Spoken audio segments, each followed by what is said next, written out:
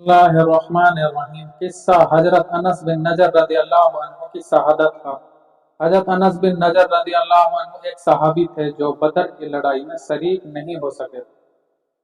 उनको इस चीज का सदमा था, इस पर अपने नफ्स को मलामत करते थे कि इस्लाम की पहली अजीमुशान लड़ाई और तू उसमें शरीक ना हो सका। उनकी तमन्ना थी कि कोई दूसरी लड़ाई हो तो हौसले पूरे करूं। इत्तेफाक से उहुद की लड़ाई पेश आ गई, जिसमें यह बड़ी बहादुरी और दिलेरी से शरीक हुए।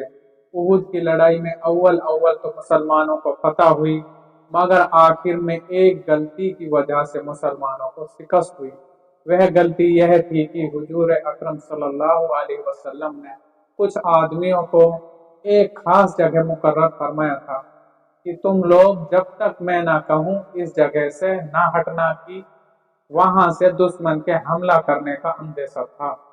जब मुसलमानों को शुरू में फतह हुई तो काफिरों को भागता हुआ देखकर ये लोग भी अपनी जगह से यह समझकर हट गए कि अब जंग खत्म हो चुकी, इसलिए भागते हुए काफिरों का पीछा किया और गनीमत का माल हासिल किया। इस जमात के सरदार ने मना भी किया कि हुजूर सल्लल्लाहु अलैहि वसल्लम की मुमानत ही तुम यहाँ से ना हटो, मगर उन लोगों ने यह समझकर कि हुजूर सल्लल्लाहु अलैहि वसल्लम का इरशाद सिर्फ लड़ाई के वक्त के वास्ते था, वहां से हटकर मैदान में पहुंच गए। भागते हुए काफिरों ने उस जगह को खाली देखा, उस तरफ से आकर हमला कर दिया। मुसलमान बेफिक्र थे इस अचानक बेखबरी के हमले से, मगलूब इन पर काबू पा लिया जाए। मगलूब हो गए और दोनों तरफ से काफिरों के बीच में आ गए, जिसकी वजह से इधर उधर परेशान भाग रहे थे। हजरत अनस रज़ी अल्लाह अन्हु ने देखा कि सामने से एक दूसरे सहाबी हजरत साद बिन मुआद रज़ी अल्लाह अन्हु आ रहे हैं। उनसे कहा कि ए साद, कहाँ जा रहे हो?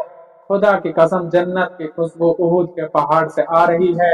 यह कहकर तलवार तो हाथ में थी ही, काफिरों के हुजूम में घुस गए और जब तक शहीद नहीं हो गए, वापस नहीं हुए। शहादत के बाद उनके बदन को देखा गया तो छलनी हो गया था। 80 से ज्यादा जख्म तीर और तलवारों के बदन पर थे।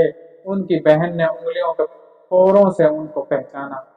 फायदा, जो लोग इखलास और सच्ची तलब के साथ अल्लाह के काम में लग जाते हैं, उनको दुनिया ही में जन्नत का मजा आने लगता है। ये हजरत अनस रज़ी अल्लाह अन्हु जिंदगी में भी जन्नत की खुशबू सूंघ रहे थे। अगर इखलास आदमी में हो जावे तो दुनिया में भी जन्नत का मजा आने लगता है। मैंने एक मोतबर शख्स से, जो हजरत अकदस मौलाना साहा अब्दुल रहीम साहिब रायपुरी रहमतुल्लाह अलैह के मुखलिस खादम हैं, हजरत का मकूला सुना है कि जन्नत का मजा आ रहा है। फजाइल रमजान में इस किस्से को लिख चुका हूँ।